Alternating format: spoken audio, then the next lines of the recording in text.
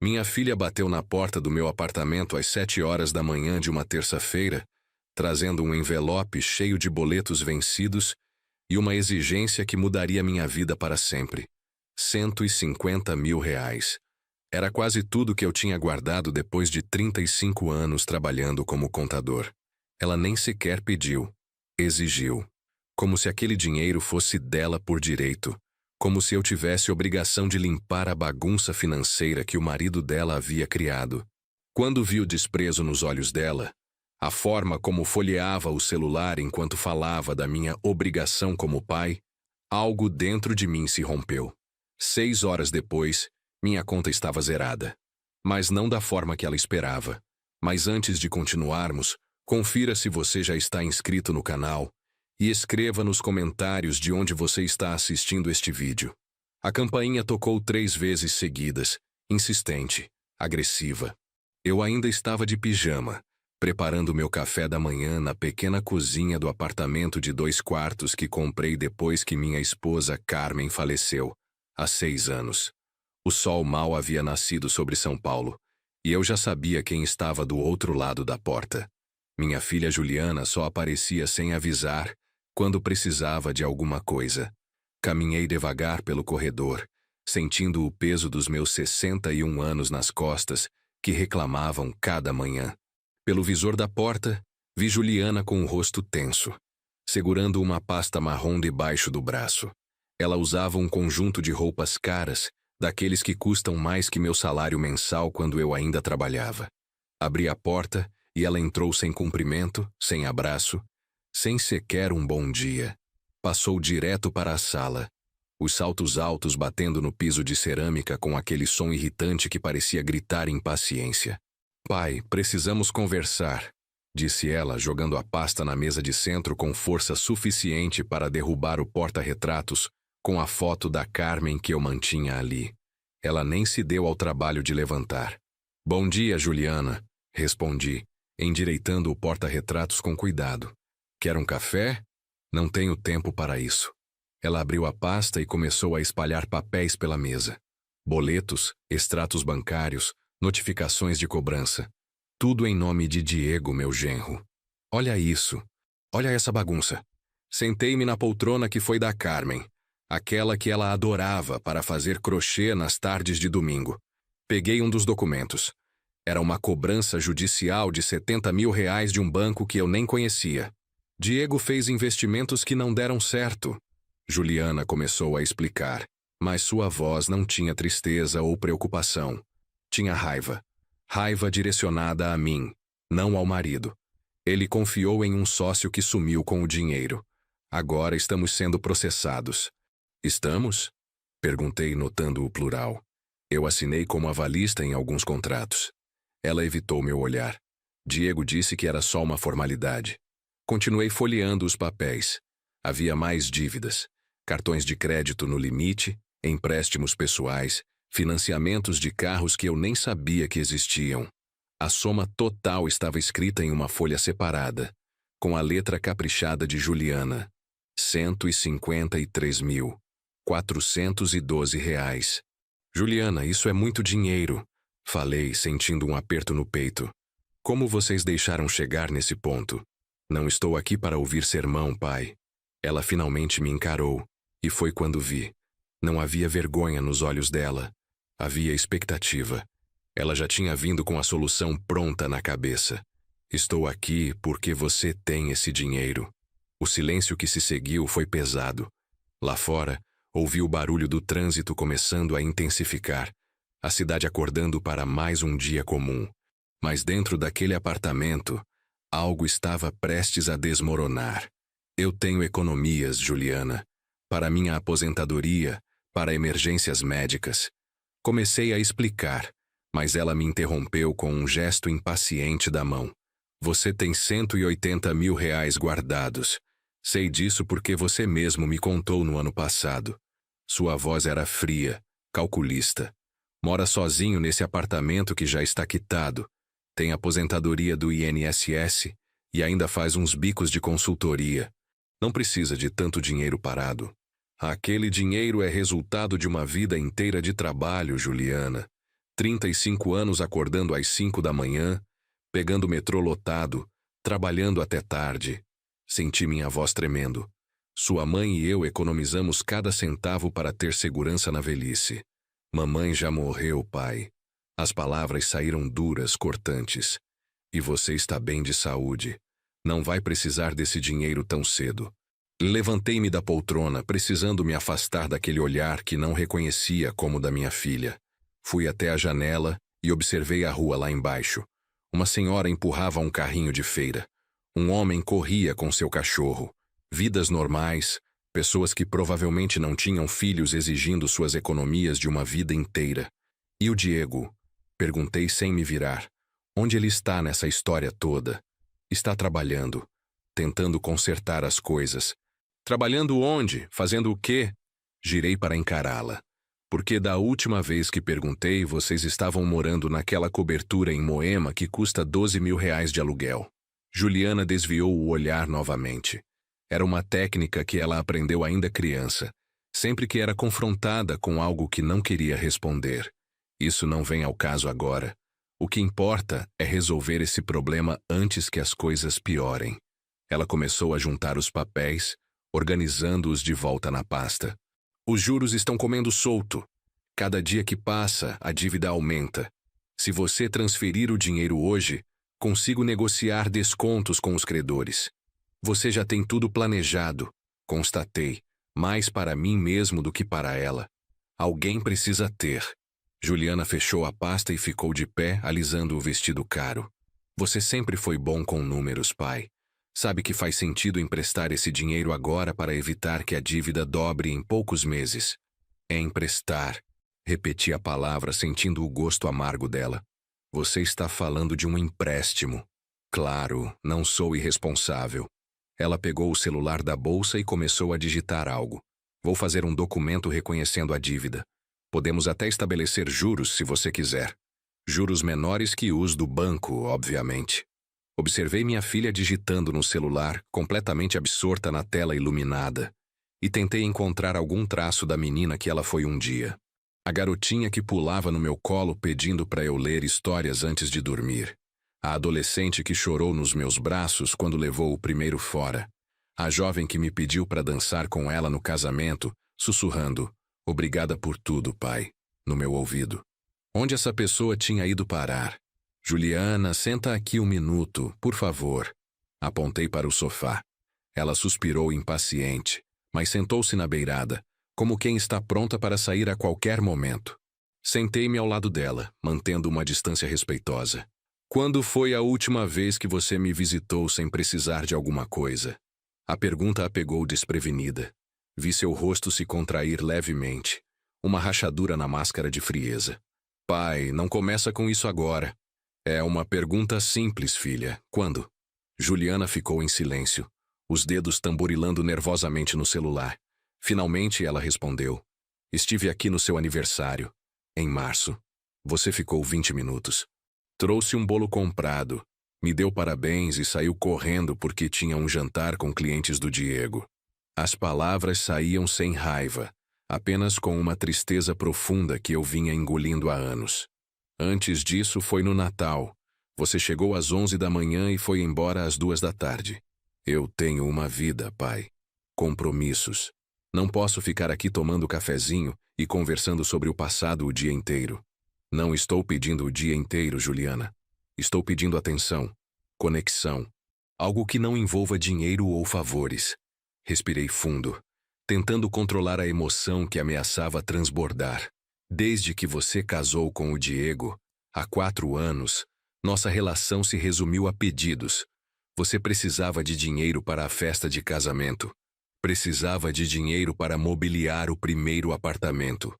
Precisava de dinheiro quando o carro do Diego quebrou. E você sempre ajudou, porque é isso que pais fazem. Sua voz tinha um tom defensivo agora. Ajudar é diferente de ser usado, filha. As palavras ficaram suspensas no ar entre nós. Vi o rosto de Juliana endurecer, suas mandíbulas se contraindo. Então é isso? Você acha que estou usando você? Ela levantou-se bruscamente, pegando a pasta. Vim aqui pedindo ajuda em um momento de crise real. E você transforma isso em um drama sobre nosso relacionamento? Você não pediu, Juliana. Você exigiu. Levantei-me também, minha voz ganhando firmeza.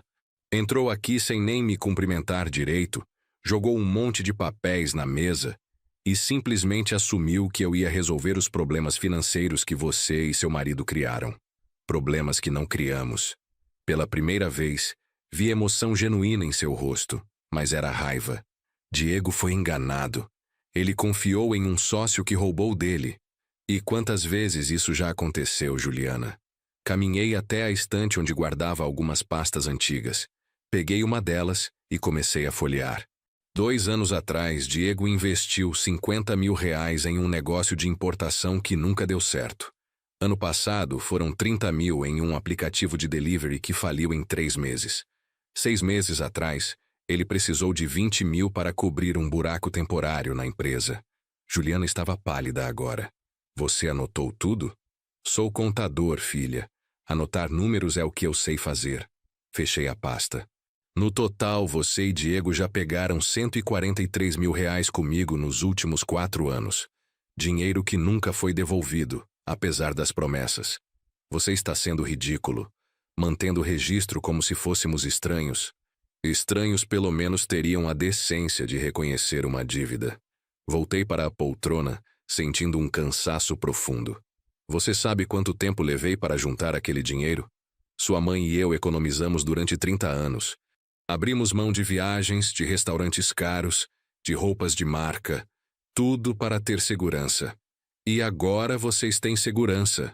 Juliana rebateu. Mamãe já não precisa mais. E você tem o apartamento quitado e a aposentadoria. Não vai passar necessidade. A frieza com que ela falou sobre a mãe me deixou gelado. Carmen havia adorado Juliana mais do que tudo nesse mundo. Trabalhou como professora por décadas, sempre colocando as necessidades da filha antes das próprias. E agora, 6 anos depois de sua morte, Juliana falava dela como se fosse apenas uma variável eliminada de uma equação financeira. Sua mãe morreu de câncer, Juliana. Minha voz saiu mais dura do que eu pretendia. Morreu depois de 2 anos de tratamento que custou cada centavo das nossas economias. Mesmo com o plano de saúde, tivemos que pagar por medicamentos importados, tratamentos experimentais, tudo na esperança de ganhar mais alguns meses com ela. Juliana desviou o olhar, finalmente mostrando algum desconforto. Quando sua mãe faleceu, eu tinha R$32 mil na conta. Era tudo o que havia sobrado de uma vida inteira de economia. Levantei-me e caminhei até o quarto, voltando com outra pasta. Esses 180 mil que eu tenho hoje, consegui juntando nos últimos 6 anos, fazendo consultoria freelance para pequenas empresas, dando aulas de contabilidade online, economizando cada real da aposentadoria. Abri a pasta na mesa mostrando extratos bancários, recibos, planilhas de controle. Acordo às 5 da manhã todos os dias. Tomo café simples, compro comida no atacado, uso a mesma roupa até ficar velha. Não tenho carro, não viajo, não saio para comer fora. Cada real que entra eu divido. 70% para poupança, 30% para viver. Juliana olhou para os papéis, mas seu rosto permaneceu duro. Então você escolhe dinheiro ao invés da própria filha? É isso? Estou escolhendo minha segurança ao invés de financiar a irresponsabilidade do seu marido. Corrigi. Tenho 61 anos, Juliana. Quantos anos você acha que ainda consigo trabalhar? Quantos anos até meu corpo não aguentar mais acordar de madrugada para dar aulas online? Quantos anos até alguma doença aparecer e eu precisar desse dinheiro para me manter vivo? Você é cheio de saúde. Sua mãe também era. Até descobrirmos o câncer. As palavras saíram como um soco. Foi tudo muito rápido. 6 meses antes do diagnóstico, ela estava dando aulas normalmente, fazendo caminhadas no parque, cuidando do jardim. 6 meses depois estava acamada, definhando. A vida vira em 1 segundo, Juliana. Ela ficou em silêncio, mas ainda não via empatia em seus olhos. Via cálculo, frustração, raiva por eu não estar cedendo como sempre cedia. Diego disse que se não pagarmos isso até sexta-feira, Os credores vão acionar a justiça para penhorar nossos bens. Sua voz voltou ao tom de urgência. Podemos perder tudo, pai. Tudo mesmo. Que bens, Juliana? Vocês alugam o apartamento. O carro está financiado. As roupas, os móveis, tudo foi comprado no crédito. Cruzei os braços. O que exatamente vocês têm que possa ser penhorado? Ela não respondeu imediatamente. Seus olhos se encheram de lágrimas. Mas não eram lágrimas de tristeza. Eram de frustração, de raiva, de alguém que não está conseguindo o que quer. Não acredito que você está sendo assim comigo, depois de tudo que fiz por você. A frase me deixou estupefato. Tudo que você fez por mim? Fiquei do seu lado quando mamãe morreu. Organizei o funeral. Lidei com toda a burocracia. Você organizou o funeral mais barato possível, ignorando os pedidos que sua mãe havia deixado por escrito. As memórias voltaram como uma enxurrada dolorosa. Ela queria ser cremada e ter as cinzas espalhadas no jardim botânico onde nos conhecemos. Você insistiu em um enterro rápido no cemitério mais próximo, porque tinha uma viagem marcada para Cancún na semana seguinte. Eu estava de luto. Não conseguia pensar direito. Você estava hospedada em um resort 5 estrelas 3 dias depois do enterro. Vi as fotos no Instagram. Juliana ficou vermelha, a raiva agora evidente em cada traço do rosto. Você é um velho mesquinho e rancoroso, guardando mágoas, anotando cada centavo, vivendo nessa vidinha miserável e solitária, porque não consegue seguir em frente. As palavras dela deveriam ter me machucado mais. Talvez anos atrás tivessem machucado, mas naquele momento, olhando para a mulher que minha filha se tornou, senti apenas uma tristeza profunda e uma clareza que vinha crescendo há meses. Você tem razão em uma coisa, falei calmamente. Eu vivo uma vida simples e solitária, mas não é miserável, Juliana. É tranquila. É honesta. Não devo nada a ninguém. Durmo bem à noite sabendo que cada real que tenho foi ganho com um trabalho digno. Que lindo discurso. Sua voz escorria sarcasmo. Enquanto isso, sua única filha está prestes a perder tudo. Mas você prefere guardar seu dinheirinho como um dragão sentado em cima do tesouro. Se você perder alguma coisa, Juliana, será por escolhas que você e seu marido fizeram. Escolhas de viver acima das possibilidades, de fazer investimentos arriscados, de não se planejarem. Respirei fundo. Eu não sou responsável por consertar a bagunça de vocês. Juliana pegou a pasta com força, os papéis quase rasgando. Está bem, entendi perfeitamente. Quando eu e Diego estivermos na rua, quando perdermos tudo, você vai poder dormir tranquilo sabendo que guardou seu precioso dinheiro. Juliana? Não. Ela levantou a mão, me interrompendo. Não quero ouvir mais nada. Vim aqui achando que podia contar com meu pai, mas estava errada. Você deixou claro que dinheiro é mais importante que família. Ela caminhou até a porta, mas antes de sair, virou-se uma última vez. O olhar que me lançou era de puro desprezo. Sabe de uma coisa, pai? Mamãe tinha razão sobre você. Ela sempre dizia que você era frio, que só se importava com números e planilhas. Eu defendia você. Achava que ela estava sendo injusta, mas ela conhecia você melhor do que eu. A menção a Carmen daquela forma foi a gota d'água. Não coloque palavras na boca da sua mãe. Ela nunca disse isso. Disse sim, no hospital nos últimos dias, quando você não estava lá porque tinha que trabalhar. Juliana sorriu com crueldade. Ela disse que se arrependia de ter ficado com você, que deveria ter escolhido o outro cara, aquele professor de literatura que era apaixonado por ela. Eu sabia que ela estava mentindo. Sabia porque estive ao lado de Carmen cada segundo dos últimos dias dela. Porque segurei sua mão quando ela deu o último suspiro. Porque ela usou suas últimas palavras conscientes para me dizer: obrigada por me fazer feliz. Mas a mentira de Juliana não era sobre machucar com a verdade. Era sobre machucar, ponto final. Saia da minha casa, falei baixinho. Com prazer. Ela abriu a porta. E não me liga. Não quero ouvir desculpas quando você perceber o erro que cometeu. Não me procure. Não apareça na minha vida. Para mim, você morreu hoje. A porta bateu com força, fazendo o quadro da parede tremer. Fiquei parado no meio da sala, ouvindo os passos dela se afastarem pelo corredor, o som do elevador, o silêncio que se instalou depois. Olhei para o porta-retratos que ainda estava na mesa. Carmen sorria na foto, aquele sorriso doce que me fez me apaixonar há 40 anos. Peguei o porta-retratos com as 2 mãos, sentindo o peso dele. O que eu faço agora, amor? Sussurrei para a foto, como se ela pudesse me responder, mas o apartamento permaneceu em silêncio.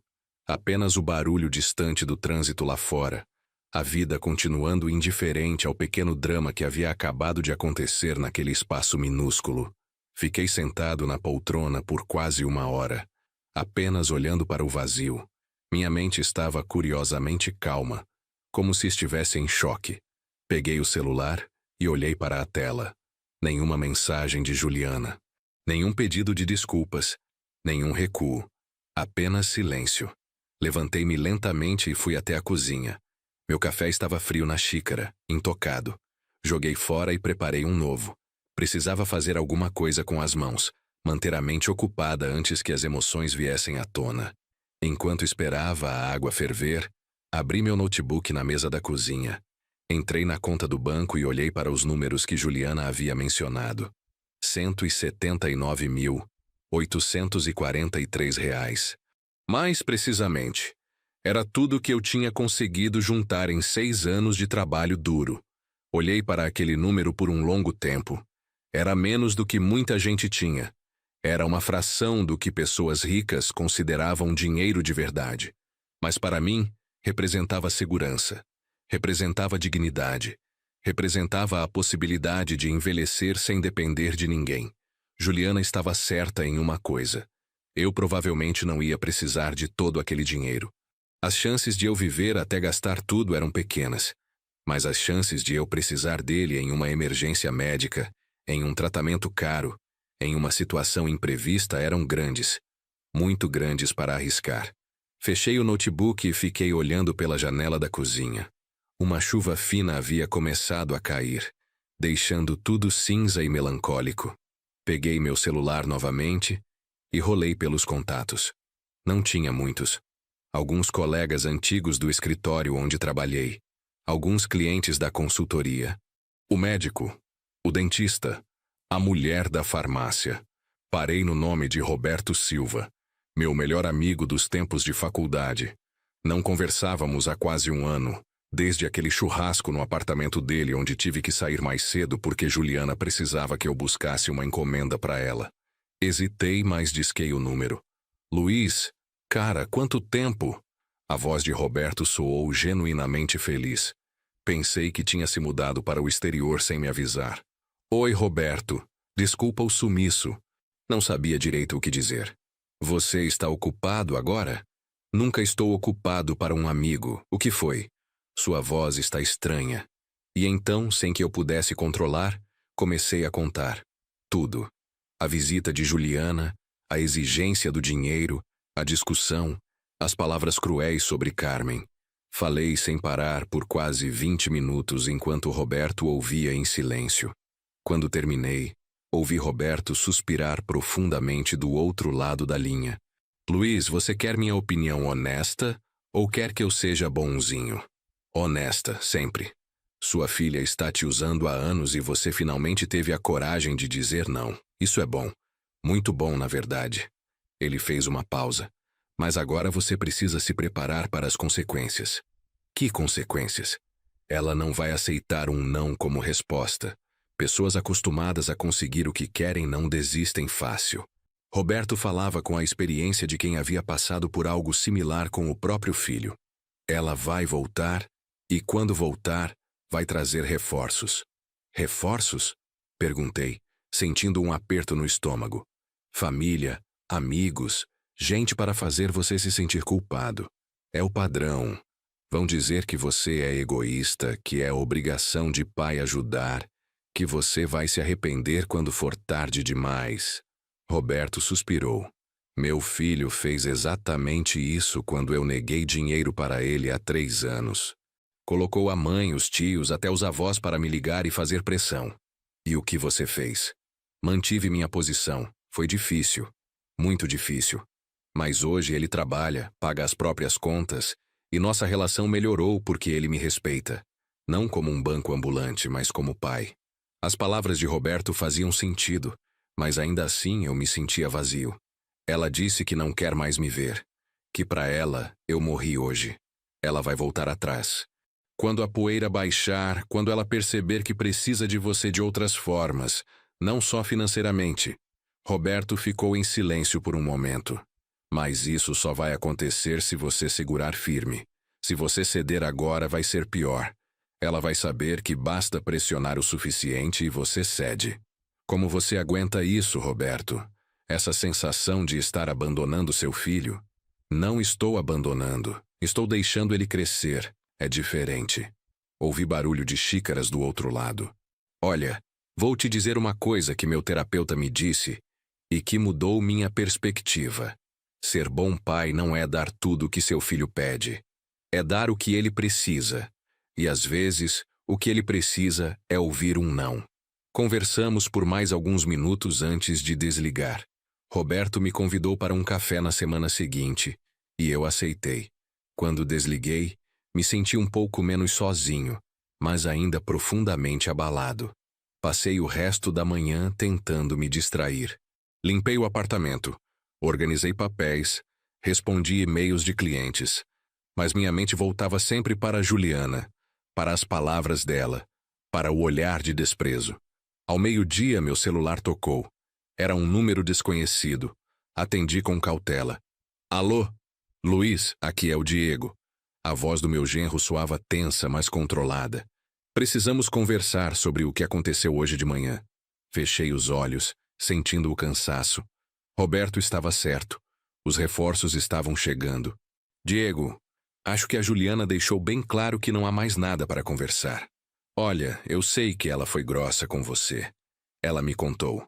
Ele fez uma pausa calculada. Mas você precisa entender a pressão que ela está sentindo, que nós estamos sentindo. Não é fácil ver tudo que construímos desmoronar. Vocês construíram sobre areia, Diego. Sobre crédito, sobre aparências, sobre dinheiro que não tinham. Todo mundo faz isso. Todo mundo vive no crédito. A voz dele subiu de tom por um momento, mas ele rapidamente se controlou. Desculpa, é que você não entende como funciona o mercado hoje. As oportunidades que perdemos se não aproveitamos na hora. Entendo perfeitamente. Trabalhei 40 anos com finanças, Diego, e sei exatamente como funciona quando as pessoas gastam mais do que ganham. Ouvi ele respirar fundo do outro lado. Luiz, seja razoável. 150 mil não é nada para você. Você vive sozinho, tem poucas despesas. Para nós faz toda a diferença entre recomeçar ou perder tudo. Não é nada para mim? Senti raiva pela primeira vez. Você sabe quanto tempo levei para juntar esse dinheiro? Quantas madrugadas acordando, quantos fins de semana trabalhando? Eu sei. E eu respeito isso. Só estou pedindo que você veja isso como um investimento. Um investimento na sua própria filha, na família dela.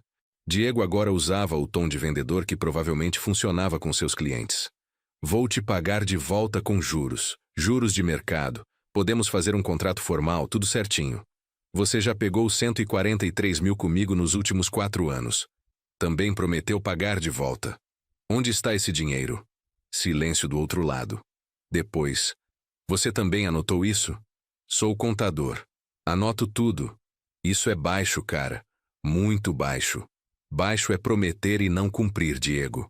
Baixo é colocar minha filha como avalista em negócios arriscados. Baixo é gastar 12 mil reais de aluguel, enquanto deve mais de 150 mil. Minha voz estava firme agora. Não me venha falar de moral. Tá bom. Você está certo. Ele mudou de estratégia rapidamente. Fiz besteira, muita besteira, admito. Mas agora preciso consertar isso. E preciso da sua ajuda. Já ajudei demais. Luiz, pensa na Juliana. Ela é sua única filha. Você quer que ela sofra? Que passe necessidade? Ela não vai passar necessidade. Vocês têm pernas, têm saúde, podem trabalhar.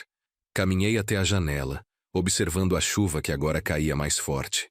Podem alugar um apartamento mais barato, vender as roupas de grife, viver dentro das possibilidades. Você não entende a pressão do mercado. Preciso manter aparências para conseguir clientes. Aparências que você não pode pagar. Isso se chama mentira, Diego. Ouvi ele bater em algo do outro lado da linha. Você é impossível, teimoso. Juliana tem razão sobre você. Que bom que concordam em alguma coisa. Estava prestes a desligar quando ele disse algo que me fez parar. Seus netos, Luiz. Você pensou neles? Meu estômago se contraiu. Miguel e Sofia. 8 e 6 anos. Eu mal os via. Talvez 4 vezes ao ano. Sempre em encontros rápidos e supervisionados. Juliana nunca deixava eu ficar sozinho com eles. O que tem os meus netos? Se perdermos o apartamento onde eles vão morar? Em um barraco? Em uma pensão? A voz de Diego agora tinha um tom de ameaça velada. Miguel está em uma boa escola particular. Sofia faz natação e balé. Tudo isso vai acabar. E eles vão saber que foi porque o avô preferiu guardar dinheiro. Senti raiva pulsando nas minhas têmporas. Você está usando meus netos como chantagem? Não é chantagem. É realidade. Crianças sofrem quando os pais perdem tudo. É trauma que fica para sempre. Crianças sofrem quando os pais são irresponsáveis e egoístas. Isso também é trauma. Respirei fundo, tentando me acalmar. Diego, essa conversa acabou. Não vou dar dinheiro para você. Não vou alimentar esse ciclo. Se você e a Juliana quiserem reconstruir suas vidas, vão ter que fazer isso com trabalho e responsabilidade. Não com o meu suor. Você vai se arrepender disso, velho. A máscara de polidez finalmente caiu. Quando quiser ver seus netos e a gente não deixar. Quando precisar de ajuda na velhice e ninguém aparecer. Você vai lembrar desse dia. Desliguei o telefone sem responder. Minhas mãos tremiam. Sentei-me no sofá e deixei a cabeça cair entre as mãos. Os netos. Ele havia tocado no único ponto que realmente doía. Miguel e Sofia. Eu mal os conhecia. Juliana sempre tinha uma desculpa para não levar as crianças para me visitar. O apartamento era pequeno demais. Eu não tinha brinquedos adequados. As crianças tinham muitas atividades. Sempre algo. Agora entendia. Ela os mantinha longe estrategicamente, para que em momentos como esse, ela pudesse usar como arma. Peguei meu celular e abri o álbum de fotos. Tinha apenas 6 fotos dos netos. Todas tiradas em encontros rápidos, sempre com Juliana ou Diego por perto. Miguel soprando velhinhas em um aniversário ao qual cheguei apenas para o parabéns. Sofia fantasiada de princesa em um Halloween onde fiquei 20 minutos. Rostos pequenos que eu mal conhecia. O telefone tocou novamente. Outro número desconhecido. Atendi com relutância. Pai! Era minha irmã, Helena. Não falávamos há meses. A Juliana me ligou, me contou o que aconteceu. Claro que contou. Não consegui esconder o sarcasmo. Ela está desesperada, Luiz. Chorando muito. Diz que você se recusou a ajudá-la. Helena, você sabe quanto dinheiro ela está pedindo? 150 mil, eu sei. É muito. Minha irmã suspirou. Mas é sua filha, Luiz. Sua única filha. E você? Vai emprestar dinheiro para ela? Já sabia a resposta. Eu não tenho esse dinheiro. Você sabe disso. Helena trabalhava como enfermeira e vivia apertada com o salário. Mas se tivesse seria diferente. É fácil ser generosa com o dinheiro dos outros. Não precisa ser grosso. Só estou tentando fazer você ver razão. A Carmen ia querer que você ajudasse a Juliana. A menção à minha esposa falecida, pela segunda vez no mesmo dia sendo usada como arma, me deixou furioso. Não coloque palavras na boca da Carmen. E se você realmente se importasse com ela ou comigo, teria aparecido mais vezes nos últimos 6 anos. Eu trabalho muito, Luiz, você sabe disso. E eu não trabalho? Eu não tenho minhas próprias responsabilidades? Levantei-me, começando a andar pela sala.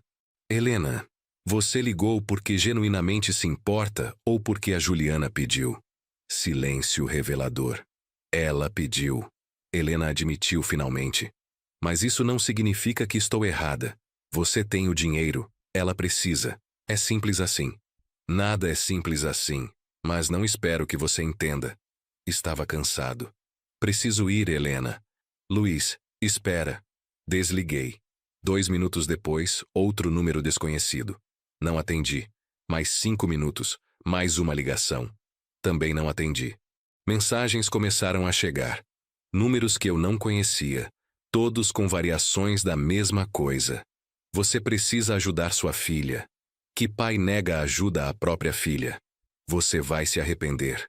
Juliana estava fazendo exatamente o que Roberto havia previsto. Mobilizando pessoas, criando pressão social, tentando me forçar a ceder através da culpa. Olhei para o celular tocando sem parar e tomei uma decisão. Fui até o armário do quarto e peguei uma mala velha que não usava há anos. Abri-a na cama e comecei a colocar roupas dentro. Não muitas. Apenas o essencial. Peguei meus documentos, meu notebook, alguns medicamentos. Fui até o banco pela internet e transferi todo o dinheiro da poupança para uma conta digital que havia aberto há alguns meses, mas nunca usado. Uma conta que Juliana não conhecia.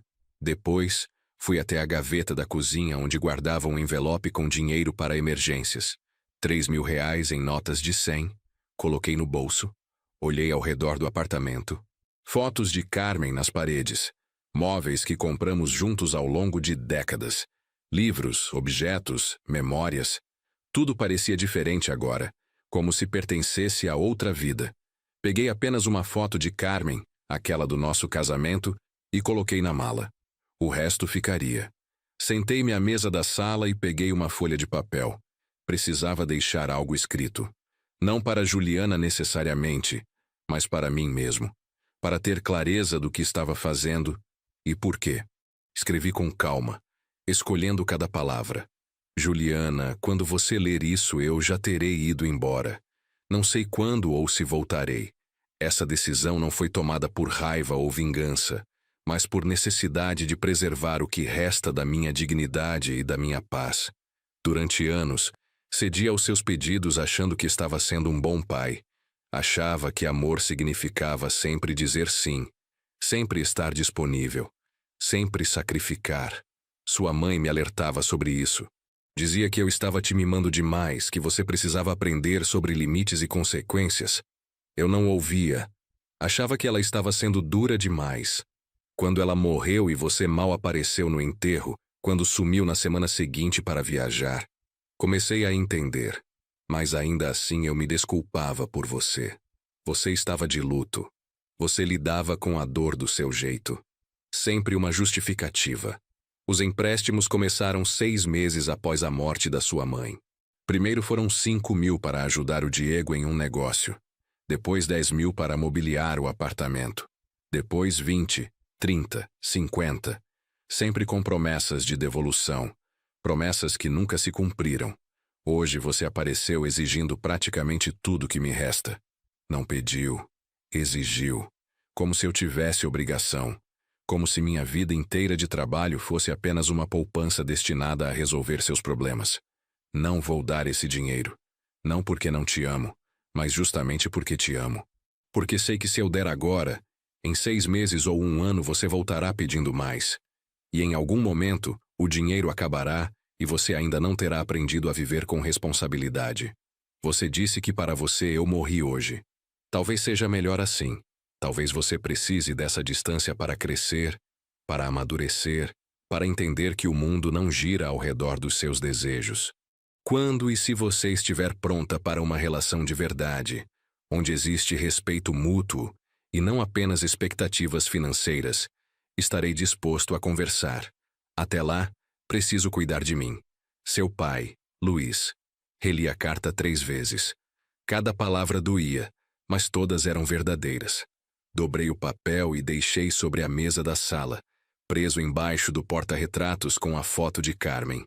Vesti um casaco, peguei a mala e olhei uma última vez para o apartamento. 42 metros quadrados que eram meu refúgio há 6 anos. O único lugar que era verdadeiramente meu, após a morte de Carmen. Tranquei a porta e desci pelo elevador. O porteiro, seu Arnaldo, me cumprimentou animado. Viagem, seu Luiz. Algo assim. Sorri sem muita alegria. Vou ficar fora uns dias. Se a Juliana aparecer procurando por mim, pode dizer que não sabe quando volto. Seu Arnaldo percebeu algo no meu tom. Ele trabalhava ali há 15 anos. Conhecia toda a história. Tinha visto Juliana crescer, casar, mudar. Tudo bem, seu Luiz.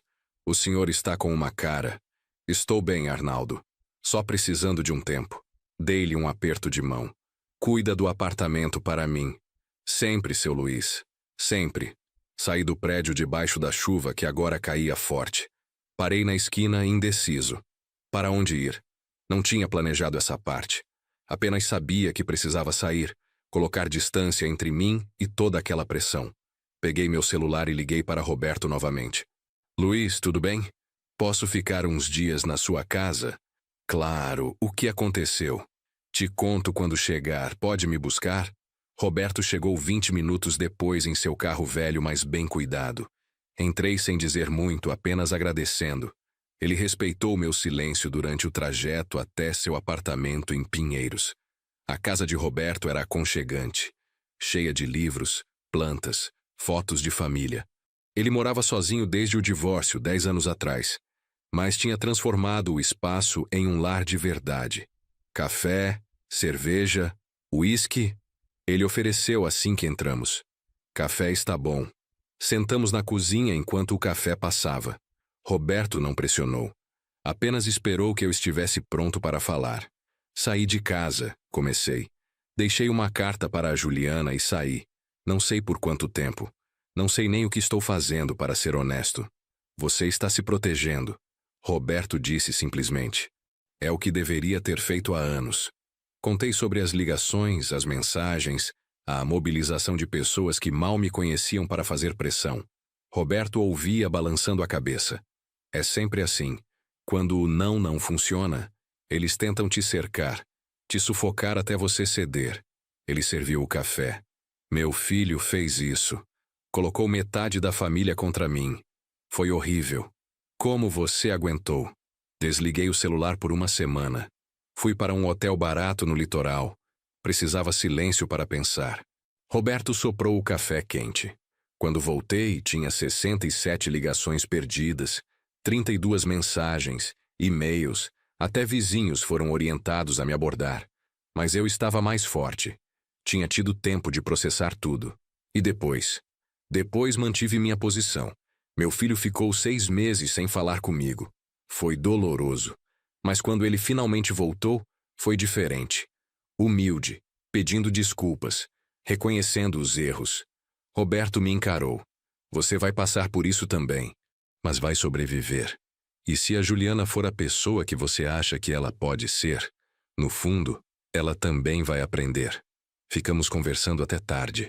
Roberto me instalou no quarto de hóspedes, um espaço pequeno, mas confortável. Antes de dormir, peguei meu celular. 16 ligações perdidas. 29 mensagens. Não li nenhuma.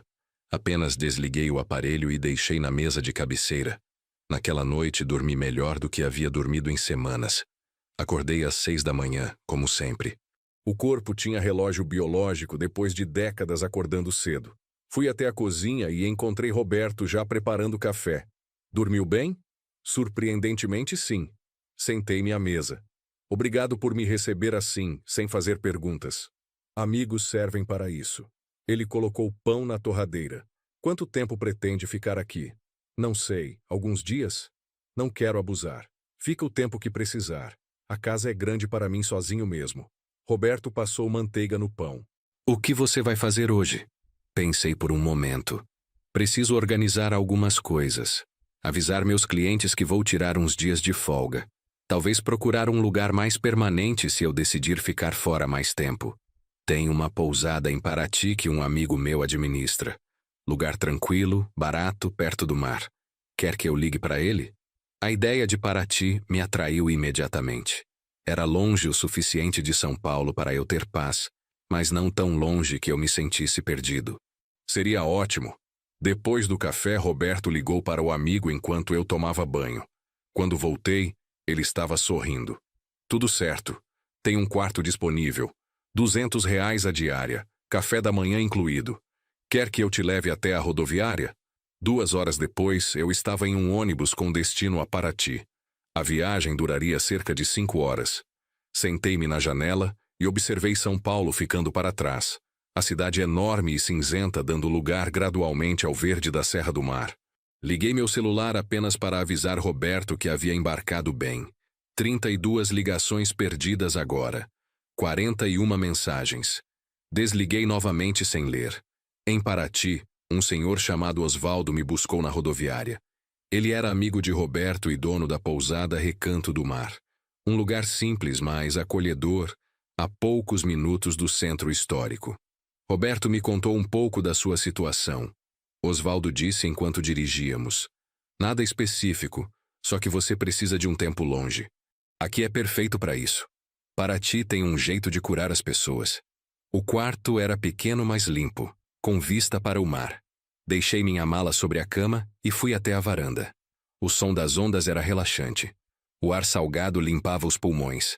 Pela primeira vez em muito tempo, senti meus ombros relaxarem. Passei os primeiros 3 dias praticamente em silêncio. Acordava cedo, caminhava pela praia, tomava café da manhã na pousada e depois ia para o centro histórico. Paraty era uma cidade linda, com ruas de pedra e casarões coloniais coloridos. Havia muitos turistas, mas também muitos lugares tranquilos onde eu podia simplesmente sentar e pensar. No quarto dia, liguei meu celular pela primeira vez. Estava preparado para a avalanche de mensagens, mas mesmo assim foi avassalador. 73 ligações perdidas, 86 mensagens de texto, 15 mensagens de voz. Comecei a ler. As primeiras eram de Juliana, variando entre raiva e súplica. Pai, onde você está? As pessoas estão perguntando por você. Você não pode simplesmente sumir assim. Isso é ridículo. Você está se comportando como uma criança. Pai, por favor, me liga. Estou preocupada. As mensagens de Diego eram mais agressivas. Seu velho teimoso, onde você se enfiou? Juliana está passando mal de tanto chorar por sua causa. Você vai ter que aparecer 1 hora. E quando aparecer, vamos resolver isso. Havia mensagens de Helena, de primos que eu mal conhecia, de vizinhos, até de pessoas que eu não sabia como tinham meu número. As mensagens de voz eram piores. Juliana chorando, Diego ameaçando, Helena tentando mediar. Todas tinham o mesmo tema. Eu era egoísta, cruel, estava exagerando. Apaguei tudo sem responder. Entrei nas configurações do celular e bloqueei todos os números. Só mantive desbloqueados Roberto, meus clientes principais e alguns contatos essenciais como o médico. Osvaldo bateu na porta do quarto pouco depois. Luiz, tem um homem lá embaixo procurando por você. Disse que é genro seu. Meu coração acelerou. Diego está aqui? Não sei o nome dele. Alto, cabelo escuro, cara de poucos amigos.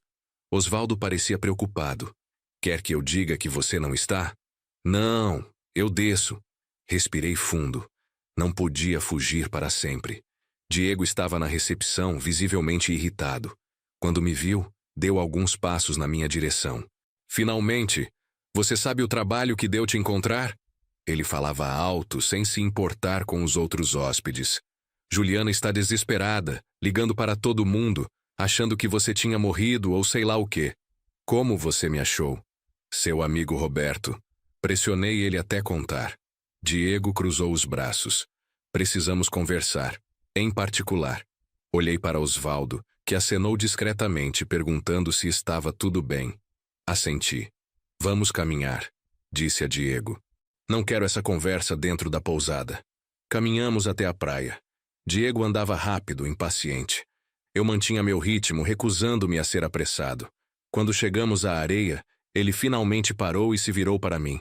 O que você está fazendo, Luiz? Fugir? Isso resolve alguma coisa? Não estou fugindo. Estou me afastando de uma situação tóxica. Mantive minha voz calma. E não te devo explicações. Você deve explicações para sua filha. Ela está sofrendo. Não está dormindo, não está comendo direito. Diego apontou o dedo para mim. Tudo porque você é teimoso e egoísta. Eu sou egoísta por não dar todo o meu dinheiro para cobrir dívidas que vocês criaram. Senti raiva subindo, mas me controlei. Diego, quantos anos você tem? 35? 36. 36. Idade mais que suficiente para assumir responsabilidade pelas próprias escolhas. Comecei a caminhar pela beira da água. Você fez investimentos ruins. Você gastou mais do que tinha. Você colocou minha filha em risco assinando como avalista, não eu. Eu cometi erros, tá bom? Admito. Mas estou tentando consertar. Tentando consertar com o meu dinheiro. Não com o seu suor. Não com sacrifício. Não com trabalho duro. Parei e o encarei. Você quer que eu resolva seus problemas para você não ter que mudar de vida. Para continuar morando em apartamento caro, dirigindo carro importado, mantendo aparências. Não é sobre aparências. É sobre dignidade. Dignidade não se compra no crédito, Diego. Respirei fundo, tentando não perder a paciência. Sabe o que é dignidade de verdade? É acordar todo dia e trabalhar honestamente. É viver dentro das suas possibilidades. É não dever para ninguém. Diego riu com sarcasmo. Lindo discurso, mas totalmente fora da realidade. Você é de outra geração. Não entende como o mundo funciona hoje. Entendo perfeitamente. Entendo que tem uma geração inteira achando que merece tudo sem trabalhar por nada. Que sucesso é exibir riqueza nas redes sociais sem importar se essa riqueza é real ou uma montanha de dívidas. Você não tem direito de me julgar. Tenho sim. Principalmente quando você vem me cobrar dinheiro. Cruzei os braços. Quanto você ganha por mês, Diego? Qual é sua renda real, líquida? Ele desviou o olhar. Isso varia, depende dos projetos. Em média, 8, 10 mil, às vezes mais. E a Juliana? Ela não trabalha, cuida da casa, das crianças, que estão na escola o dia inteiro. Fiz as contas mentalmente. Digamos que você ganhe 10 mil por mês, aluguel de 12 mil. Como vocês pagam? Tenho outros rendimentos, investimentos, que deram errado e geraram 150 mil de dívida. Balancei a cabeça. Diego, você está vivendo uma mentira e quer que eu financie essa mentira. Diego ficou vermelho. Sabe de uma coisa? Juliana estava certa. Você é frio, sem coração, só liga para dinheiro. Se eu só ligasse para dinheiro, não teria dado 143 mil para vocês nos últimos 4 anos sem exigir nada de volta. Minha voz finalmente subiu. Dei porque amava minha filha, porque achei que estava ajudando. Mas cada vez que dei, vocês voltaram pedindo mais. Nunca foi suficiente. Nunca. Porque a vida acontece. Imprevistos acontecem. Não são imprevistos quando se repetem todo ano, Diego. Isso se chama má gestão financeira. Irresponsabilidade. Respirei fundo, tentando me acalmar. Olha, não vim para Paraty para fugir de vocês. Vim para ter clareza. Para pensar sobre o que quero dos meus últimos anos de vida. Seus últimos anos? Diego revirou os olhos. Você está exagerando. Tem o quê? 60 e poucos anos, vai viver até os 90. Talvez eu tenha um infarto amanhã. Ou desenvolva um câncer como minha esposa, ou qualquer outra coisa. Olhei para o mar. O ponto é que o tempo que me resta é meu. E vou usá-lo como eu quiser, não sendo banco para ninguém. E seus netos? Você não pensa neles? Penso. Todos os dias. Senti um aperto no peito. Mas vocês usam as crianças como moeda de troca. Deixam eu ver quando convém. Negam quando eu não faço o que querem. Isso é cruel. Com eles e comigo. Ninguém está negando nada. Diego, quando foi a última vez que eu pude buscar meus netos para passar um fim de semana comigo? Levá-los ao parque, ao cinema, fazer coisas de avô? Minha voz tremeu. Nunca. Porque vocês sempre têm uma desculpa. As crianças estão ocupadas, têm compromissos, não podem. Ele não respondeu. Porque sabia que era verdade. Sabe o que mais dói? Continuei. É que Miguel e Sofia vão crescer sem me conhecer de verdade. Vão crescer achando que o avô é um velho chato que só aparece em festas. E quando vocês finalmente deixarem eu me aproximar, vai ser tarde demais. Eles vão ser adolescentes, adultos, e eu vou ser um estranho. Isso é ridículo. É a verdade. Comecei a caminhar de volta. Vou te dizer uma coisa, Diego. Mesmo que eu tivesse o dinheiro sobrando, mesmo que fossem 500 mil ou 1 milhão, eu não daria. Sabe por quê? Porque daria na mesma. Em 1 ano, 2 anos, vocês estariam de volta pedindo mais. O problema não é falta de dinheiro, é falta de responsabilidade. Diego me seguiu. Então é isso? Você vai abandonar sua família? Não estou abandonando ninguém. Estou me recusando a participar de um esquema onde eu sou apenas uma fonte de renda. Parei e o encarei. Quando Juliana quiser ter uma relação de verdade comigo, onde existe respeito e carinho que não dependa de dinheiro, eu estarei aqui.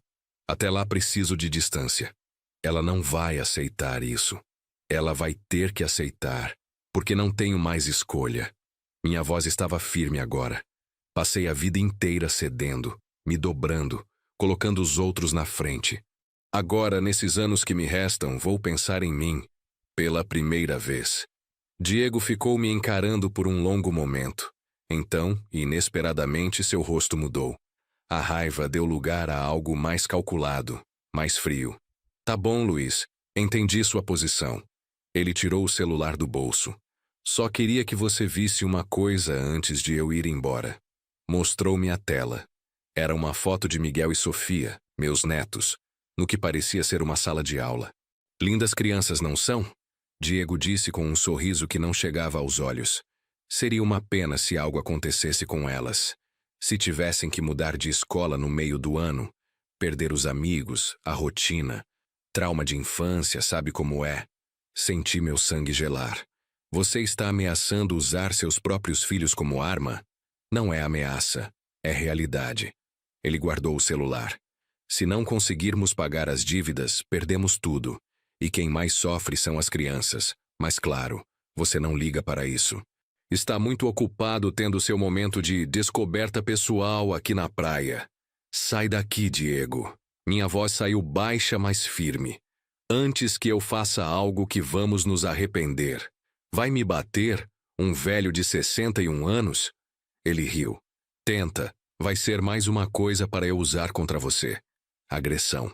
Quem você acha que vai ficar com a guarda dos netos então? Percebi naquele momento o tipo de pessoa que Diego realmente era. Não era apenas irresponsável ou imaturo. Era manipulador, calculista, disposto a usar os próprios filhos como peças em um jogo. Você é desprezível, falei. Eu sou prático. E você vai aprender que não se mexe com a família Moreira. Ele começou a se afastar. Tem até sexta-feira para transferir o dinheiro. Depois disso, as coisas vão ficar muito mais complicadas. Para todo mundo. Fiquei na praia, observando ele ir embora, sentindo uma mistura de raiva e medo. Ele havia tocado no único ponto que realmente me abalava. Meus netos. Ele sabia que essa era a minha fraqueza, e estava explorando isso sem nenhum remorso. Voltei para a pousada caminhando devagar. Minha mente estava acelerada, tentando processar o que havia acabado de acontecer. Osvaldo estava na recepção e percebeu meu estado. Tudo bem, Luiz? Você está pálido. Estou bem. Só preciso descansar um pouco. Fui direto para o quarto. Sentei-me na cama e peguei meu celular. Tinha o número de um advogado. Doutor Martins, que havia sido colega de Carmen quando ela dava aulas. Ele era especializado em direito de família. Liguei sem pensar 2 vezes. Luiz, que surpresa! Faz tempo que não conversamos. Doutor Martins, preciso de uma consulta. É urgente. Claro, pode falar. Contei tudo. As dívidas, a pressão, a ameaça velada de Diego sobre os netos. Doutor Martins ouviu em silêncio, fazendo algumas perguntas pontuais. Luiz, primeiro. Você não tem nenhuma obrigação legal de pagar as dívidas da sua filha ou do genro. Nenhuma. Sua voz era firme. Segundo, as ameaças de Diego, mesmo que veladas, podem ser caracterizadas como extorsão. Você deveria considerar registrar um boletim de ocorrência. Boletim de ocorrência contra meu genro? Contra quem está te ameaçando e tentando te extorquir. O fato de ser família não muda a ilegalidade da ação. Ele fez uma pausa. Sobre seus netos você tem direito de convivência. Se eles estão usando as crianças como moeda de troca, isso também é ilegal. Podemos entrar com uma ação de regulamentação de visitas. Isso não vai piorar tudo? Pode piorar no curto prazo, mas vai estabelecer limites claros. E vai proteger você e os netos no longo prazo. Dr. Martins suspirou. Luiz, você não é obrigado a fazer isso. Mas pelo que você me contou, essas pessoas vão continuar te pressionando, até conseguirem o que querem. A menos que você estabeleça consequências. Agradeci e desliguei. Fiquei olhando para o celular por um longo tempo. Registrar um boletim contra Diego parecia um passo drástico, mas talvez fosse necessário. Passei a noite inteira acordado pensando. Pela manhã, tomei uma decisão. Fui até a delegacia de Paraty e relatei as ameaças de Diego. O delegado, um homem de meia idade com um olhar cansado, anotou tudo. O senhor tem testemunhas dessa conversa na praia? Não. Estávamos sozinhos. Mensagens de texto, áudios, alguma coisa documentada? Não, foi tudo pessoalmente. O delegado suspirou. Vai ser difícil provar, mas vou registrar. Pelo menos fica documentado. Se ele continuar com as ameaças, o senhor volta aqui imediatamente. Quando voltei para a pousada, encontrei Osvaldo na recepção com uma expressão preocupada. Luiz, sua filha está aqui. Chegou faz meia hora. Está esperando no quarto dela. Quarto dela? Ela alugou um quarto. Disse que não vai embora até conversarem. Senti meu estômago apertar. Juliana estava ali. Não havia mais como evitar o confronto. Bati na porta do quarto que Osvaldo havia indicado. Juliana abriu quase imediatamente. Estava diferente do último encontro. Menos arrumada, com olheiras profundas, o cabelo preso de qualquer jeito. Pai. Sua voz saiu baixa. Entra, por favor. Entrei com cautela. O quarto era idêntico ao meu. Ela havia trazido uma mala pequena. Sentou-se na cama e fez sinal para eu sentar na cadeira. Diego me contou que vocês conversaram ontem. Ela começou. Me contou o que você disse. E o que ele disse para você. Que você foi grosso, insensível. Que não liga para mim nem para os netos. Ela olhou para as próprias mãos. Mas conheço o Diego. Sei quando ele está mentindo ou omitindo coisas. Isso me surpreendeu. Você sabe? Claro que sei. Sou casada com ele há 4 anos. Acha que não percebo? Ela respirou fundo. Ele é manipulador, controlador. Mas eu... Sua voz falhou. Você o quê, Juliana? Tenho medo dele. Tenho medo do que ele pode fazer se eu o contrario. Lágrimas começaram a descer pelo rosto dela. Pai, eu não queria vir naquele dia pedir dinheiro. Foi ele que me forçou. Disse que se eu não conseguisse, ele ia... E o quê? Ia me colocar na rua junto com as crianças. Disse que o apartamento está no nome dele, que eu não tenho nada, que sou dependente dele para tudo. Senti raiva e pena ao mesmo tempo. Por que você nunca me contou isso? Porque tenho vergonha. Ela soluçou. Porque você e a mamãe sempre me alertaram sobre ele. Mas eu não ouvi. Achei que sabia melhor. E agora estou presa. Levantei-me e sentei ao lado dela na cama, mantendo uma distância respeitosa. Juliana, olha para mim. Ela virou o rosto, os olhos vermelhos de tanto chorar. Você não está presa. Tem saída. Sempre tem saída. Segurei suas mãos. Mas você precisa ser honesta comigo. Sobretudo, eu sei. Ela limpou as lágrimas com as costas da mão. As dívidas são reais, mas não foi como o Diego contou. Ele não foi enganado por nenhum sócio. Ele apostou em jogos online, em sites de aposta esportiva. Perdeu muito, muito mesmo. A revelação me deixou em choque. Aposta? Ele tem problema com jogo? Tem. Começou há uns 2 anos. No início eram valores pequenos. Ele dizia que era investimento, que tinha um sistema. Mas foi piorando. Começou a pegar empréstimos. Colocou meu nome como avalista sem eu saber direito do que se tratava. Como você não sabia? Porque eu confiava nele. Sua voz subiu. Porque quando ele botava papéis na minha frente dizendo assina aqui, eu assinava. Porque achei que um marido não ia prejudicar a própria esposa. Juliana, não sabia o que dizer. Os credores estão nos processando. Mas não são pessoas perigosas, como ele disse. São bancos normais, cartões de crédito. O papo de gente perigosa foi para te assustar, para te fazer achar que minha vida estava em risco. Cada revelação era como um soco. E quando você veio em casa aquele dia, ele me ensaiou, literalmente. Me disse exatamente o que falar, como pressionar você. Disse para ser dura, para não demonstrar fraqueza. Mais lágrimas. Pai, eu não queria dizer aquelas coisas horríveis sobre a mamãe. Foram as piores mentiras que já contei na vida. Eu sabia que eram mentiras. Minha voz saiu embargada, mas doeu mesmo assim. Me desculpa muito. Ela se jogou nos meus braços, chorando como não chorava desde criança. Estou tão cansada, pai, tão cansada de fingir que está tudo bem, de viver essa mentira. Abracei minha filha sentindo meu próprio coração partido. Então pare de fingir, pare de viver essa mentira. Mas como? Não tenho dinheiro meu. Não trabalho há 4 anos. Como vou cuidar de 2 crianças sozinha? Do mesmo jeito que milhões de mães fazem. Um passo de cada vez. Afastei-me um pouco para olhar nos olhos dela. Tem um caminho. Não é fácil, mas tem. Que caminho? Primeiro você sai dessa relação. Pega as crianças e sai. Para onde? Não tenho para onde ir. Tem sim. Pode ficar no meu apartamento. Temporariamente, até se organizar. Mas você não está lá. Exatamente. O apartamento está vazio. Pega as crianças e vai para lá, hoje mesmo. Em minha mente estava trabalhando rápido agora. Segundo, você procura um advogado. Entra com pedido de divórcio e deixa bem claro que as dívidas são responsabilidade do Diego, não suas. Ele vai me destruir.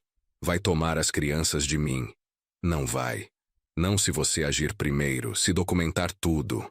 Peguei meu celular. Vou ligar para o Dr. Martins agora. Ele é advogado de família. Vai te orientar direitinho. Juliana me segurou o braço. Pai, espera. Preciso te contar mais uma coisa. O quê?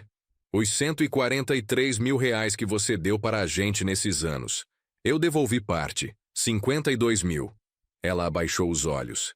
Está numa conta poupança que abri escondido do Diego. Fui guardando aos poucos, mentindo sobre gastos, economizando do dinheiro da feira.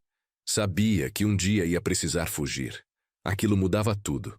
Você tem 52 mil guardados? Tenho. Não é muito, mas dá para começar. Alugar um apartamento pequeno, comprar o básico. Ela me encarou. Eu não sou completamente irresponsável, pai. Só fui burra de me casar com o homem errado. Então você tem recursos, tem para onde ir, tem como recomeçar. Senti esperança pela primeira vez. Juliana, você pode fazer isso, mas tem que ser agora, antes que o Diego perceba o que você está planejando. Ele está em São Paulo, voltou ontem à noite. Acha que estou aqui te convencendo a dar o dinheiro. Perfeito. Então você volta hoje, pega as crianças na escola e vai direto para o meu apartamento. Não volta no apartamento de vocês. Não avisa ele. Só desaparece. E se ele for atrás? Vai. Com certeza vai. Peguei meu celular e liguei para Dr. Martins, colocando no viva voz. Mas você vai estar protegida legalmente. Dr. Martins atendeu e eu expliquei rapidamente a situação. Ele foi direto ao ponto. Juliana, você precisa de uma medida protetiva urgente. Com o histórico de comportamento controlador e ameaças, conseguimos. Vou redigir os documentos agora.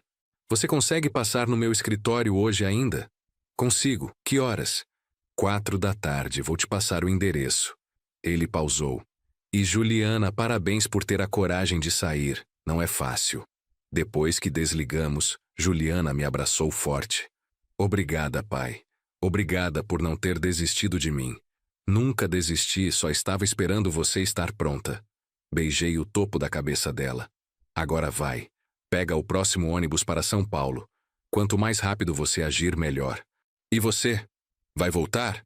Ainda não. Preciso de mais alguns dias aqui. Mas vou acompanhar tudo pelo telefone. E quando você precisar, estarei lá. Juliana saiu de Paraty 1 hora depois. Eu fiquei na rodoviária até o ônibus partir, acenando pela janela. Ela tinha medo nos olhos, mas também determinação.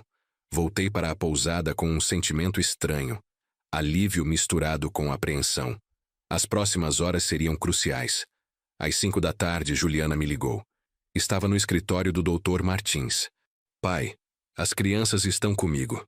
Peguei elas na escola e viemos direto para cá. Não voltei em casa. Ótimo. E o Diego? Ainda não sabe. Mas vai descobrir logo. A escola provavelmente vai ligar para ele quando perceber que as crianças não foram para casa. Dr. Martins pegou o telefone. Luiz, estou aqui com a Juliana. Os documentos para a medida protetiva estão prontos.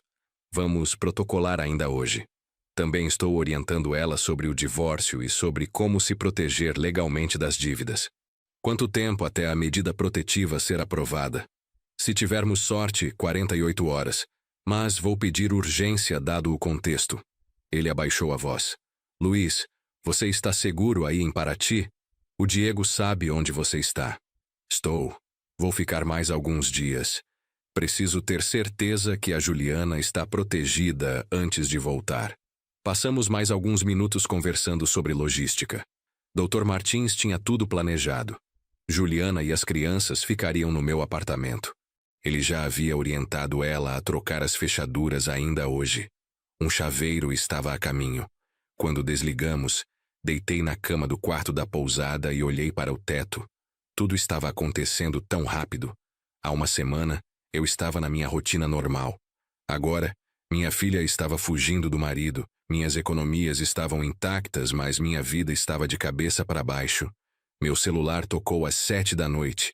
Era um número que eu não conhecia, mas atendi. Seu filho da mãe. A voz de Diego estava embriagada de raiva. Onde ela está? Onde estão minhas crianças? Em segurança, longe de você. Você não tem direito. São meus filhos. São filhos da Juliana também. E ela tomou a decisão de sair. Respeite isso. Respeitar? Respeitar?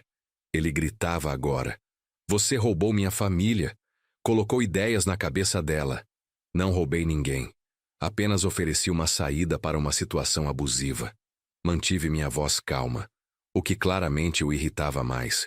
Diego, procura ajuda. Para seu problema com o jogo, para sua raiva. Procura ajuda.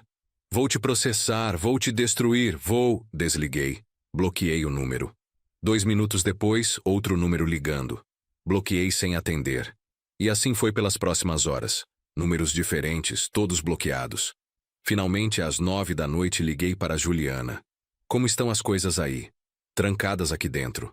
As crianças estão assustadas, não entendem direito o que está acontecendo. Sua voz estava cansada, mas firme. Falei com elas. Disse que estamos visitando o vovô por uns dias. Não quis assustá-las com a verdade ainda. Elas estão bem? Confusas, mas bem. O Miguel perguntou se o pai ia vir. Disse que não hoje. Ela fez uma pausa. Pai, fiz a coisa certa? Fez. Com certeza fez. Nos dias seguintes acompanhei tudo à distância. A medida protetiva foi aprovada. Diego foi notificado que não podia se aproximar de Juliana ou das crianças. Ele tentou contestar, mas o juiz foi categórico dado o histórico de comportamento controlador e as ameaças documentadas. O processo de divórcio foi iniciado. Dr. Martins era bom. Muito bom. Ele conseguiu comprovar que as dívidas eram exclusivamente do Diego, resultado do problema com o jogo. Juliana foi isenta de responsabilidade na maioria delas. Diego tentou várias vezes fazer contato. Ligações de números diferentes, mensagens de pessoas desconhecidas, até apareceu no prédio uma vez. Mas seu Arnaldo, o porteiro, seguiu as orientações e não o deixou subir. Ele chamou a polícia e Diego foi levado por descumprir a medida protetiva. Uma semana depois de Juliana ter saído, recebi uma ligação dela. Mas não estava chorando. Estava rindo. Pai, você não vai acreditar. O quê? Lembra que eu disse que o Diego me fez assinar uns papéis que eu não sabia direito o que eram? Lembro. O Dr. Martins analisou todos. A maioria é inválida porque ele forçou minha assinatura sem explicação adequada. Mas tem um que é válido. Muito válido. Ela mal conseguia conter a animação. É uma escritura. O apartamento que a gente morava Está no meu nome. Como assim? Diego botou no meu nome há 2 anos para proteger de credores. Achou que se botasse no nome dele, poderiam penhorar. Então colocou no meu. Ela riu. O idiota me deu um apartamento sem perceber. Aquilo era irônico. E justo. Então você tem onde morar. Tenho. E o Dr. Martins disse que posso vender. É um apartamento caro, deve dar uns 500 mil. Posso pagar todas as minhas dívidas, comprar um apartamento menor só meu e ainda sobra. Pela primeira vez em semanas, senti verdadeiro alívio. Juliana, isso é maravilhoso. É irônico. O Diego tentou me controlar e acabou me libertando. Ela suspirou feliz. Pai, vou devolver seus 143 mil. Vou vender o apartamento, acertar tudo e devolver cada centavo. Não precisa ser tudo de uma vez. Mas eu quero, você merece. Sua voz ficou emocionada. Merece muito mais que dinheiro, na verdade. Merece uma filha melhor que eu fui. Você está sendo a filha que eu sempre soube que podia ser. Está só levando um tempo para chegar lá. Conversamos por mais 1 hora. Ela me contou sobre os netos, sobre como estava sendo ficar com eles sem o Diego controlando tudo. Miguel havia perguntado se podia visitar o vovô. Sofia tinha desenhado um desenho para mim. Quando desliguei, tinha lágrimas nos olhos, mas eram lágrimas de alegria. Fiquei em Paraty por mais 1 semana. Não porque precisava fugir, mas porque estava bem ali. Osvaldo se tornou um amigo.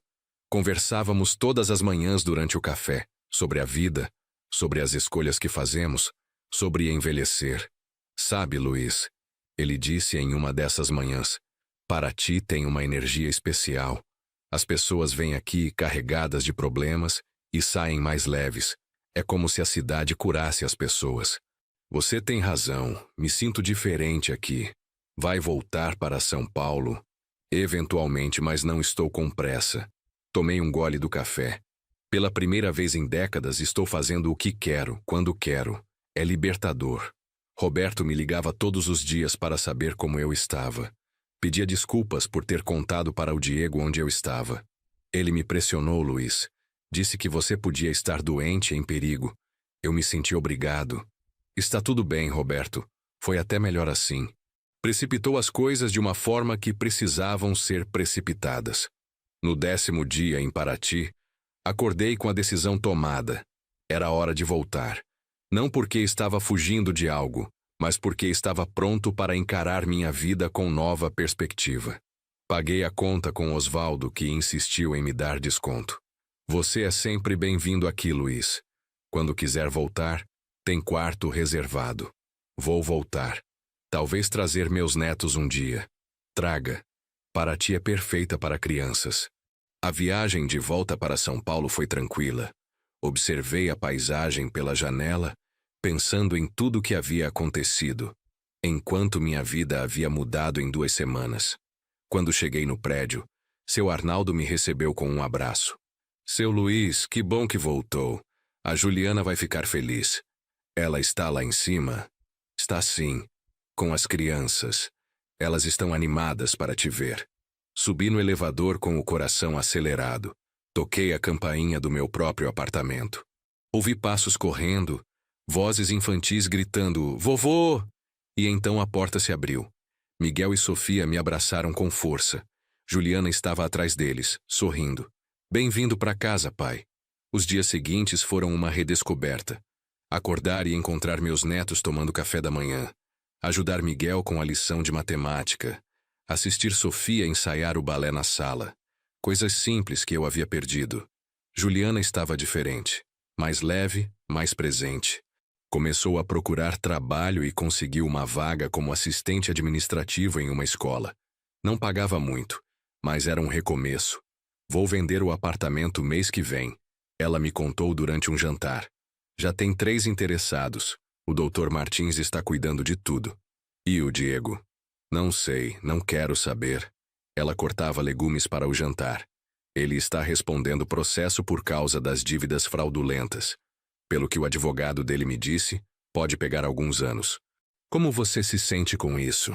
Aliviada, culpada, confusa. Ela parou de cortar e me olhou. Eu o amei, sabe? Ou achei que amava. Agora não sei mais o que era real e o que era ilusão.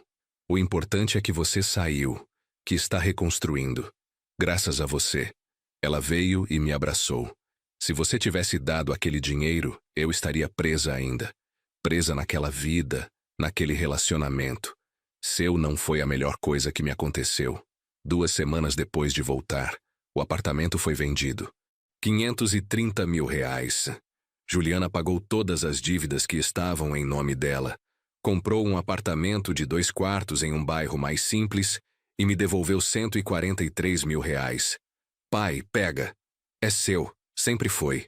Olhei para o cheque em minhas mãos. Era muito dinheiro.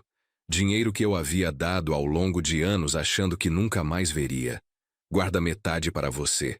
Para emergências. Para as crianças. Pai, não. É seu. Juliana, estou te oferecendo como um presente. Não como obrigação. Sorri. Guarda esse dinheiro. Constrói um fundo para os meninos. Para a educação, para o futuro deles. Ela chorou e aceitou. Depositei os 72 mil que ela insistiu em me dar na minha conta. Junto com os 180 mil que já tinha, agora eu tinha 252 mil reais. Mais do que quando tudo começou. 1 mês depois, recebi uma carta. Era do Diego. Estava preso, aguardando o julgamento. A carta era surpreendentemente humilde. Luiz, sei que não tenho direito de pedir nada. Sei que fiz coisas terríveis. Mas estou escrevendo não para pedir perdão ou favores. Apenas para dizer que você estava certo. Tenho problema com jogo. Viciado mesmo. Admitir isso é muito difícil, mas aqui na prisão, com tempo para pensar, não consigo mais negar. Destruí minha família. Destruí minha vida. Por causa de uma doença que me recusava a reconhecer. Estou fazendo tratamento aqui. Terapia com psicólogo. Grupo de apoio. É duro encarar o que fiz, as pessoas que machuquei. Juliana, as crianças, você. Não espero perdão.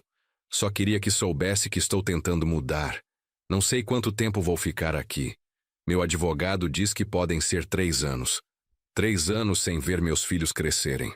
É o preço que pago pelas minhas escolhas. Se um dia eu sair e tiver chance de ser pai de verdade, não o pai controlador e manipulador que fui, gostaria de tentar. Mas entendo se Juliana e você nunca quiserem me ver de novo. Obrigado por proteger minha família de mim mesmo. Diego. Mostrei a carta para Juliana. Ela a leu em silêncio e depois a dobrou cuidadosamente. O que você acha? Perguntei. Acho que ele está sendo sincero. Pela primeira vez. Ela suspirou. Mas sinceridade não apaga o que ele fez. Não muda o medo que senti, o controle que exerceu. Você vai responder? Não sei. Talvez um dia. Quando eu estiver pronta. Se eu estiver. Ela me devolveu a carta. Por enquanto estou focada em mim e nas crianças. O resto pode esperar. Guardei a carta em uma gaveta. Talvez Juliana mudasse de ideia no futuro. Talvez não. Não era minha decisão. O que importava era que ela estava livre. As crianças estavam seguras. E eu havia aprendido que às vezes o maior ato de amor é dizer não. Os meses passaram. Juliana se estabeleceu no novo apartamento. Conseguiu uma promoção no trabalho. Miguel e Sofia se adaptaram bem à nova rotina. Eu os via pelo menos 3 vezes por semana, às vezes mais. Aos sábados estabelecemos uma tradição. Eu ia buscá-los de manhã e passávamos o dia juntos. Às vezes íamos ao parque, às vezes ao cinema. Às vezes ficávamos em casa fazendo biscoitos e assistindo filmes. Era nesses momentos que eu entendia o valor de ter dito não. Se eu tivesse dado aquele dinheiro, provavelmente estaria quebrado agora. E Juliana ainda estaria presa naquele relacionamento tóxico. E eu nunca teria esses sábados com meus netos. Roberto continuou sendo um amigo próximo. Jantávamos juntos toda semana, conversando sobre a vida, sobre envelhecer, sobre nossos filhos. Você fez a coisa certa, ele me disse em um desses jantares. E olha só como tudo se resolveu. Melhor do que você poderia ter planejado. Nem tudo está resolvido. O Diego ainda está preso. Juliana ainda está se recuperando. As crianças ainda têm perguntas que não sei responder. Mas estão todos vivos, seguros e caminhando na direção certa. Isso é o que importa. Uma noite, enquanto colocava Sofia para dormir depois de um sábado juntos, ela me perguntou: Vovô, por que o papai não vem mais em casa? Era uma pergunta que eu sabia que viria eventualmente. Seu pai está em um lugar onde ele precisa ficar agora, para aprender coisas importantes. Ele fez coisa errada? Fez, mas está tentando melhorar. Acariciei seu cabelo. As pessoas às vezes fazem escolhas ruins, Sofia. O importante é aprender com elas. Você já fez escolhas ruins, vovô? Muitas. Uma vida inteira delas. Sorri. Mas também aprendi. Ainda estou aprendendo. Você é velho para aprender, ela disse com a honestidade brutal das crianças. Nunca somos velhos demais para aprender, pequena. Essa é uma das melhores coisas da vida. 6 meses após ter saído de casa pela primeira vez, voltei a Paraty. Levei Miguel e Sofia. Queria mostrar a eles o lugar que havia sido meu refúgio. Osvaldo nos recebeu calorosamente. Luiz, e esses devem ser seus netos. As crianças ficaram encantadas com a cidade. Caminhamos pelas ruas de pedra, comemos tapioca na praça, brincamos na praia. Miguel encontrou conchas que guardou em uma caixinha. Sofia fez amizade com uma menina da pousada. À noite, quando as crianças dormiam, sentei na varanda com Osvaldo. Você parece diferente, ele comentou. Mas leve que da primeira vez que veio, me sinto diferente. Como se tivesse deixado um peso enorme para trás. O peso do dinheiro ou o peso das expectativas? Osvaldo perguntou com sabedoria. Dos dois, mas principalmente das expectativas. Durante décadas, achei que ser bom pai significava sempre dizer sim, sempre sacrificar, sempre colocar os outros na frente. Olhei para o mar escuro. Descobri que às vezes ser bom pai significa dizer não. Significa deixar a pessoa aprender com as próprias escolhas. E sua filha aprendeu? Está aprendendo. É um processo. Sorri. Mas está no caminho certo. Trabalhando, cuidando dos filhos, reconstruindo a vida, sem depender de ninguém. E você? O que vai fazer agora? A pergunta me pegou desprevenido. Como assim? Você tem 61 anos, saúde boa, dinheiro guardado, netos que te adoram, liberdade. Osvaldo acendeu um cigarro, algo que fazia raramente. A vida está aberta na sua frente, Luiz. O que você vai fazer com ela? Nunca tinha pensado dessa forma. Sempre achei que 61 anos era velho demais para novos começos. Mas talvez não fosse. Não sei, admiti. Ainda estou descobrindo. Descubra logo, o tempo passa rápido. Ele deu uma tragada. Minha esposa morreu há 5 anos. Gastei os primeiros 2 anos apenas existindo, esperando morrer também. Aí um dia acordei e percebi que ainda estava vivo. E que desperdiçar a vida que me restava era desrespeitar a memória dela. E o que você fez? Abri essa pousada. Sempre foi nosso sonho. Ela não viveu para ver, mas eu realizei por nós dois. Osvaldo sorriu. Todos os dias agradeço por ter tido coragem de recomeçar. Aquela noite fiquei acordado pensando: o que eu queria fazer com o resto da minha vida? Continuar dando aulas online? Fazendo consultorias? Ou havia algo mais? Voltei para São Paulo com uma ideia na cabeça. Passei as semanas seguintes pesquisando, planejando, calculando. Finalmente, numa manhã de sábado, chamei Juliana para conversar. Pai, você está diferente, com um brilho no olho. Ela serviu café. O que está tramando? Lembra como sua mãe sempre quis ter uma pequena livraria? Com café, espaço para eventos, aquele tipo de coisa? Lembro. Ela falava sobre isso sempre. Dizia que quando você se aposentasse, iam abrir juntos. Juliana ficou emocionada. Por que está perguntando? Por que vou fazer? Vou abrir a livraria que ela sonhava. Pai, isso é... Você tem certeza? Mais certeza do que tive de qualquer coisa nos últimos anos. Mostrei as planilhas que havia preparado. Tenho o capital inicial. Encontrei um ponto comercial bom em Pinheiros, perto da casa do Roberto. Aluguel razoável. E tenho tempo, disposição e um sonho para realizar. Juliana olhou os números. a seriedade de contador que herdou de mim aparecendo. Está bem planejado. Conservador, mas viável. Ela me olhou. Mamãe ia adorar isso. Eu sei, é por isso que vou chamar de Livraria Carmen. Nos meses seguintes mergulhei no projeto. Reformei o espaço, comprei estantes, negociei com distribuidoras. Roberto me ajudou com a parte legal. Juliana com a parte financeira. Até Miguel e Sofia participaram, ajudando a pintar uma parede com desenhos infantis na seção de livros para crianças. A inauguração foi em um sábado chuvoso de agosto.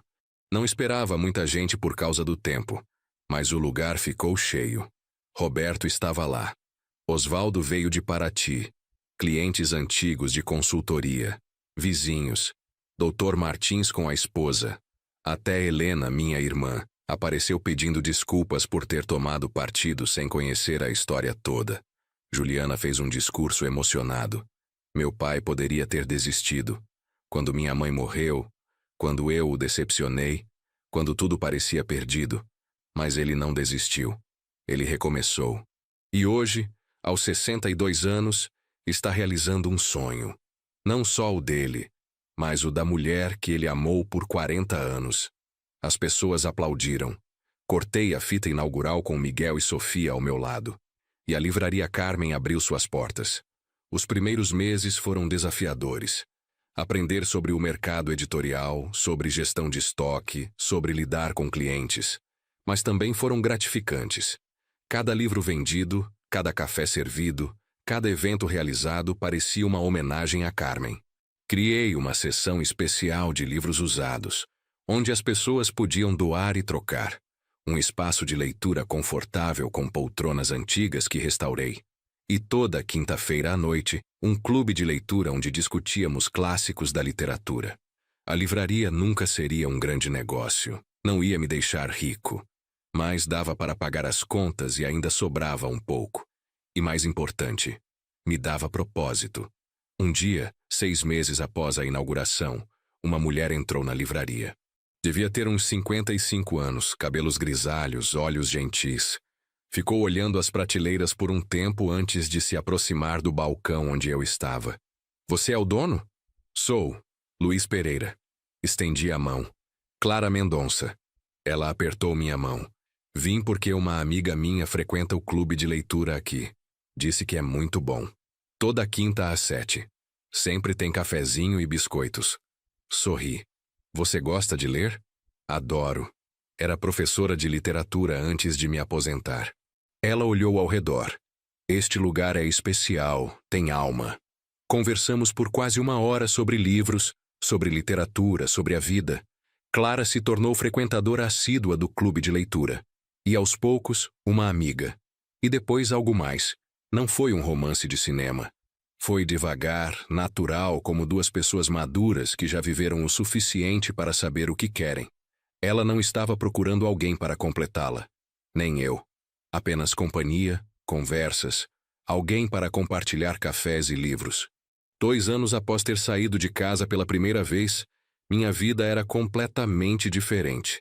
Tinha uma livraria que amava, netos que via regularmente, uma filha que havia se tornado independente e forte, e Clara, que trazia leveza e alegria aos meus dias. Juliana conseguiu uma promoção melhor, agora como coordenadora administrativa. Comprou um carro usado mais confiável. Miguel estava indo bem na escola. Sofia havia descoberto talento para desenho. Diego saiu da prisão após cumprir 2 anos. Juliana concordou em deixá-lo ver as crianças, mas com supervisão. Ele estava diferente, mais humilde, participando de reuniões de jogadores anônimos. Seria um longo caminho, mas era um começo. Numa noite de quinta-feira, após o clube de leitura, fiquei sozinho na livraria organizando as cadeiras. Olhei para o espaço que havia criado. As estantes cheias de livros, as fotos de Carmen na parede, a seção infantil que Miguel e Sofia ajudaram a pintar. Peguei meu celular e abri o álbum de fotos. Tinha centenas agora. Dos netos, da livraria, dos eventos. Parei em uma foto antiga, daquele dia há 2 anos quando Juliana apareceu pedindo R$ 150 mil. Se eu tivesse dado aquele dinheiro, Nada disso existiria. A livraria não existiria. Juliana ainda estaria presa. Eu estaria quebrado e provavelmente amargo. Aquele não, o não mais difícil da minha vida, havia salvado a todos nós. Tranquei a livraria e caminhei para casa. Clara havia preparado o jantar e me esperava. A vida não era perfeita. Ainda havia desafios, preocupações, dias difíceis. Mas era minha vida, construída com minhas escolhas, meus esforços, minha coragem de recomeçar. Aos 63 anos, finalmente entendia que nunca era tarde para dizer não. Nunca era tarde para se defender. E nunca, jamais era tarde demais para recomeçar. A história de como minha filha exigiu que eu pagasse R$ 150 mil do marido dela, e como eu resolvi sumir, não era sobre dinheiro. Era sobre dignidade, sobre limites, sobre amor que se expressa não apenas dizendo sim, mas sabendo quando dizer não. E se há uma lição que aprendi, uma lição que compartilho com quem quiser ouvir, é essa. Às vezes, o maior ato de amor é deixar as pessoas enfrentarem as consequências de suas escolhas, porque só assim elas podem crescer. Só assim podem se tornar quem realmente são capazes de ser. E eu me tornei quem sempre deveria ter sido. Não o pai que sempre cede, não o banco ambulante, não o homem que vive apenas para os outros. Me tornei Luiz, simplesmente Luiz, dono de livraria, avô presente, companheiro de Clara, amigo de Roberto e Osvaldo. Me tornei inteiro.